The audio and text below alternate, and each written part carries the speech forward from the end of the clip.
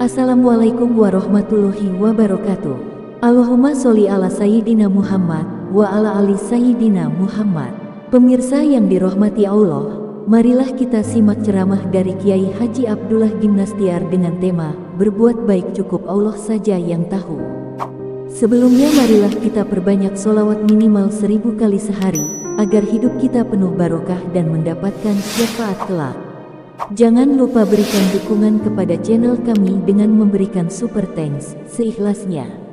Marilah kita doakan semoga Ajim sekeluarga dan para penonton YouTube ini diberikan kesehatan dan diberikan kebahagiaan dunia dan akhirat. Selamat menyaksikan. Yang kedua, ternyata ini bahan ini kokoh karena setiap bahan bangunan itu rela ditempatkan pada tempatnya. Ini bahan bangunan ada Pak dulu di toko besi, tapi nggak bisa apa-apa, ya kan? Ada kloset,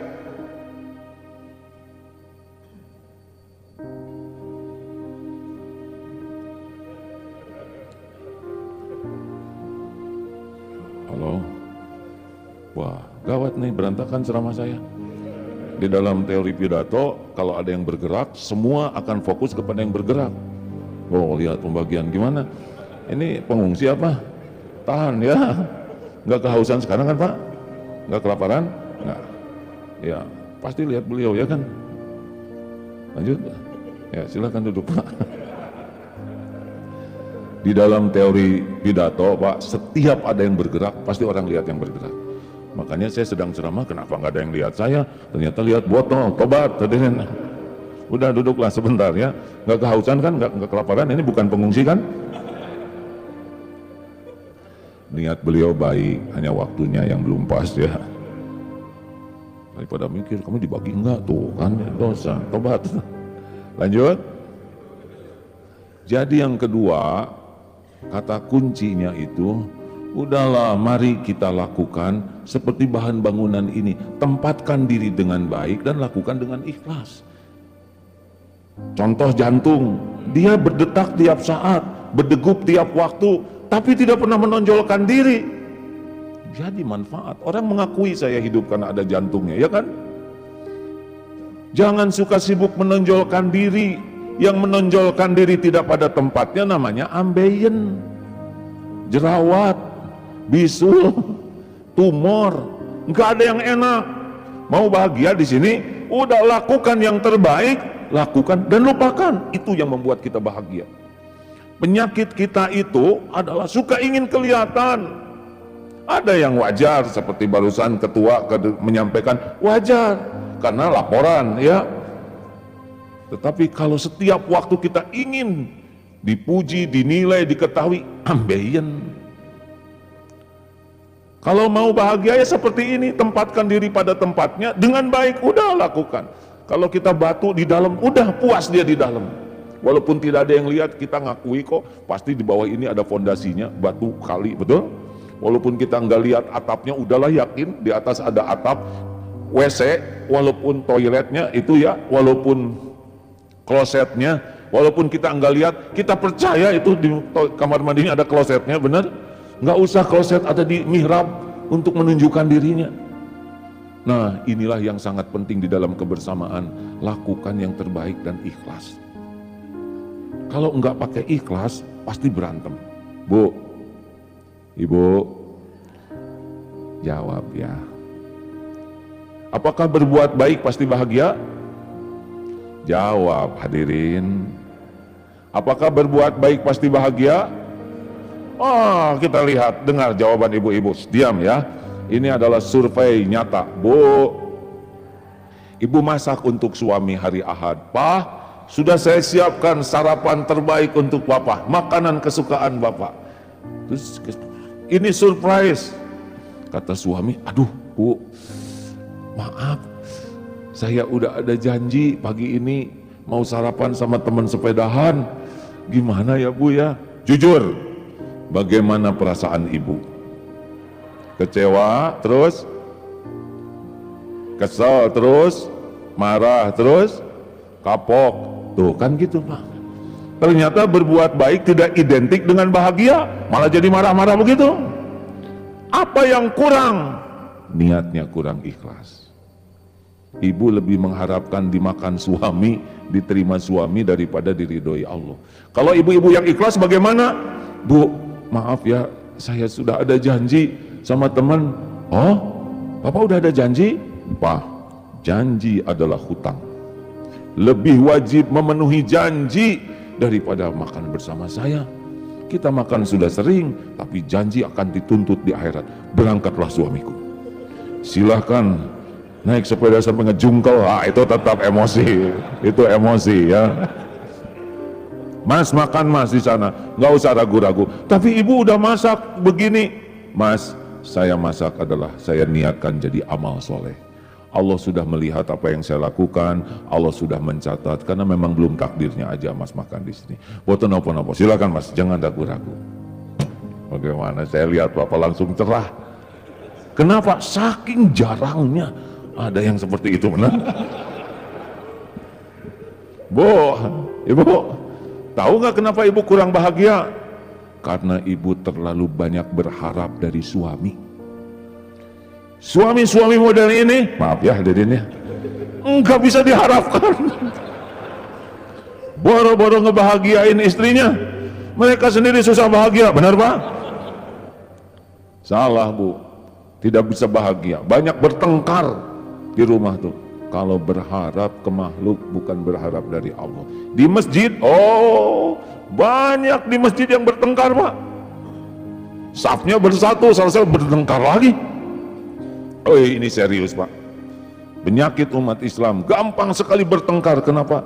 Mungkin diantaranya kurang ikhlas, lebih mementingkan saya daripada keridhaan Allah.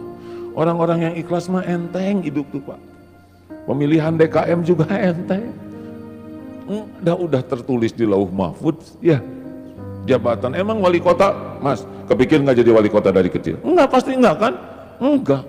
Lah saya aja begini nggak kepikir Pak. Saya kan pengennya jadi tentara Pak. Ayah saya tentara TNI, saya pengen mengikuti ayah saya, pengen masuk akabri. Tapi ketika baris kerasa kurang tinggi. Saya pikir bekal seumur hidup nih saya baris ya kan. Beda garis. Ingin jadi TNI tapi tidak jadi, malah jadi begini ya. Tuh. Tapi kiai yang disukai Allah atau kiai yang dimurkai Allah, itulah sekarang amanahnya. Apakah kiai yang ngajak orang dekat ke Allah atau kiai yang ngejar-ngejar dunia dengan keulamaannya, itu yang jadi cobaannya. Berat nih takdir-takdir casing seperti ini. Makanya kuncinya adalah ikhlas. Ikhlas itu seperti apa? Ya kalau ilustrasi seperti jantung lah, berdetak tiap saat, berdegup tiap waktu. Ini jantung kerjanya nggak ada berhenti Pak, nggak pernah rewel, kecuali yang udah waktunya. Kalau udah ada rezekinya dokter ya udah pasti sesak dikit ya. Atau seperti pohon, kemarin di pesantren baru panen anggur Pak.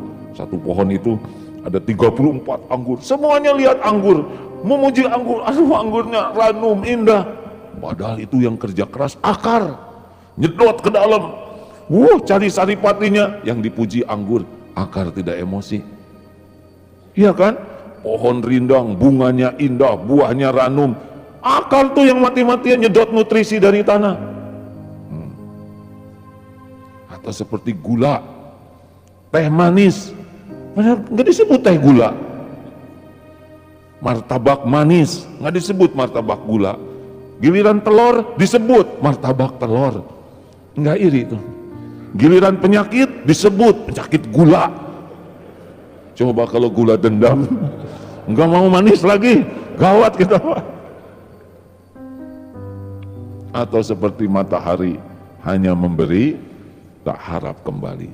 Lakukan, lupakan. Ulangi, lakukan. Perlukah kita mengingat-ingat jasa baik kita? Teori ini, mumpung teori hadirin. Perlukah kita ingat jasa kebaikan kita ke orang? Coba kalau diingat-ingat jasa kita, jatuhnya bahagia atau jadi sakit hati? Berarti nggak usah diingat, nggak usah. Perlukah kita menunggu orang lain berterima kasih? Jawab mumpung teori hadirin, praktek beda lagi nanti beratnya. Makin nunggu terima kasih, makin sakit hati. Perlukah kita nunggu orang balas budi? Lakukan, lupakan, fokus lakukan, lupakan. Gak diingat, gak disebut, gak apa-apa. Allah tidak akan lupa. Sedunia orang tidak tahu, Allah maha tahu. Orang melupakan, Allah tidak pernah lupa. Hal jazaul ihsan illal ihsan. Tiada balasan bagi kebaikan kecuali kebaikan. Dengar, ini saya selalu pengen bukti. Bu, jawab, mudah lembut-lembut, diam aja. Bu, bagaimana? Dengar lelaki ya, ini saya ceramah harus pakai bukti Pak. Dengar, Bu, kalau suami ibu berkata begini, jujur ya, apa yang ibu rasakan? Istriku, aku ini suamimu, saya yang membanting-banting tulang, belum selesai, memeras keringat demi kalian. Ini rumah saya yang bangun, saya yang nyicil, kalian tinggal pakai. Itu makan tiap hari, segala makan saya, itu tetesan keringat saya. Kalian pakai dempul, bulu mata palsu, bulu ketiak palsu, saya yang belikan. Kalian pergi ke sana sini, jalan-jalan, punya tas, saya itu yang belikan. Semua ini dari saya. Jujur Bu, kalau suami nyebut jasanya seperti itu, bagaimana perasaan ibu? Jadi bahagia atau jadi enek? Enek Pak, enek. Ulangi Bu, bahagia atau enek? Fakta membuktikan 100% enek. Dengan suami terus menyebut jasa kebaikannya, ibu makin cinta atau jadi sebel? Sebel Pak. Jelas? Jadi ibu makin sebel Bu? Sama kami juga ya Bu ya. Sudah sunatullah Pak, udah ketentuan Allah. Kalau ada orang yang pamer dengan niat ria, yang dengar itu dibalikan hatinya oleh Allah, jadi enek dan sebel. Karena yang ikhlas itulah yang disukai Allah, yang dihujamkan kepada orang. Yang kalau orang itu ikhlas, kita akan menjadi respect, hormat, cinta. Makanya PDLT, perbaiki diri dan lakukan yang terbaik lillahi ta'ala. Energi kita nggak usah mikirin bagaimana orang menilai, memuji, lewat. Sibuk saja, lakukan yang terbaik lillahi ta'ala.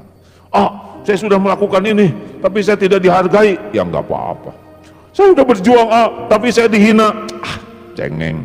Nabi Muhammad aja yang sempurna segala-galanya, tetap ada yang menghina, tetap ada yang tidak suka, tetap ada yang memfitnah. Apalagi kita yang hina betulan, emang mau diapain?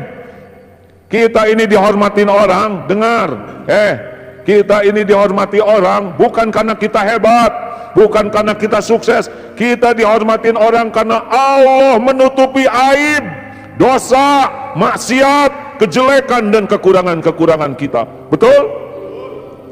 Tuh lihat di media, dibuka dikit nyungsep langsung. Mau sebut hakim agung, buka aibnya jadi hakim hina. Mau pangkat setinggi apapun, kekuasaan dibuka oleh Allah, nyungsep seketika. Kita dihormati karena Allah nutupin aja. Penghinaan orang kepada kita cetek, gak ada apa-apanya dibanding kehinaan kita yang aslinya. Harusnya bersyukur kalau dihina. Kenapa syukur? Karena penghinaannya nggak ada apa-apanya. Tuh si bapak itu si banyak omong, itu bukan penghinaan, itu fakta. Bapak harus syukur. Kenapa? Berarti dia nggak tahu bapak banyak hutang, banyak aib, banyak dosa, banyak koreng, bisul, banyak aib kita. Kenapa Agim diundang ke sini? Kenapa bapak ibu mau dengar? Karena Allah nutupin dosa Abdullah Gimnastiar ini. Kalau dibuka, bubar Pak. Makanya nggak usah ingin diperlakukan spesial, nggak ada apa-apanya, biasa-biasa aja. Kenapa jadi pada mikir begini, Mikir ya, bagus.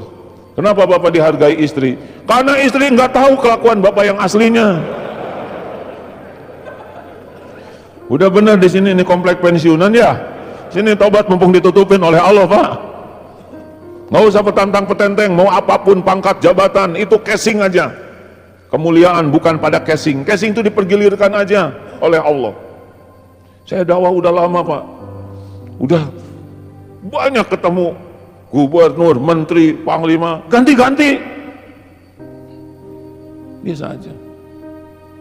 Mikir. Kalau orang tidak menghargai kita, emang gak pantas dihargai. Jangan sok sakit hati. Tapi dia ngomongnya nggak enak. Emang kamu enak ya?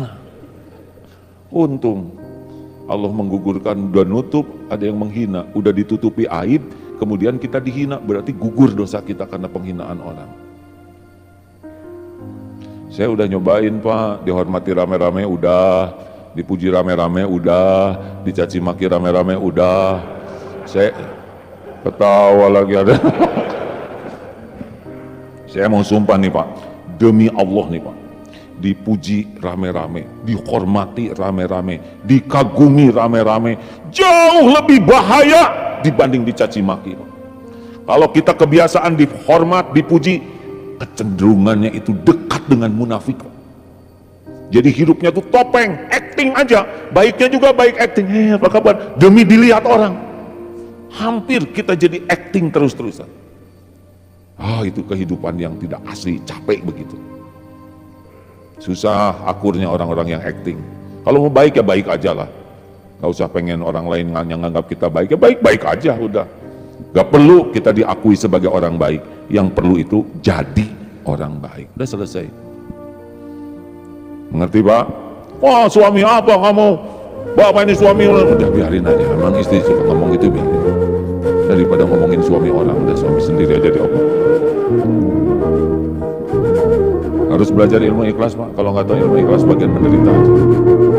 Alhamdulillah sudah habis waktunya.